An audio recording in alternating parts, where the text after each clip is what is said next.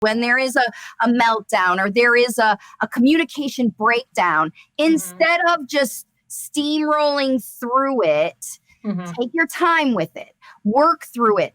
Talk about the words that your child wants to say, that they would say if they could talk, because that's the words they need right then and there. Yeah. And you have to be, like you were talking about, and in the first half an hour, be willing to give them those words and pour in those words. And those So if you don't know what your child's thinking, talk about what you see.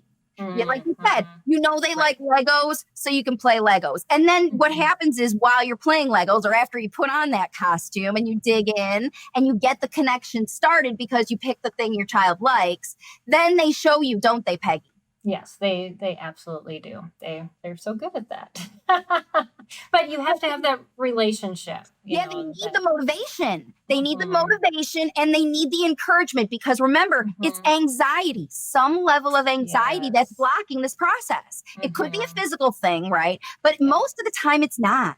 Most of the time it's an environmental or an emotional mindset thing. My kid's not a talker. He's not going to be a talker, so I'm not going to waste my time talking and modeling words.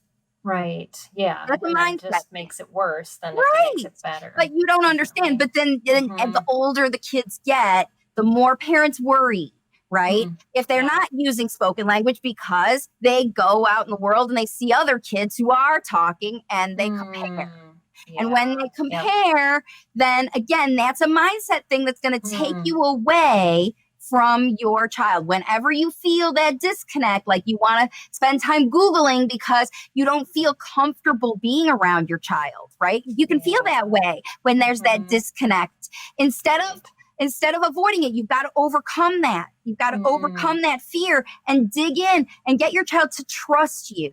So your speech has to be very attractive. Very attractive. You have to talk like kids. You have to give them the models that they want to hear. Like you said, if they like to talk about Legos, then talk about Legos. Exactly. Yep.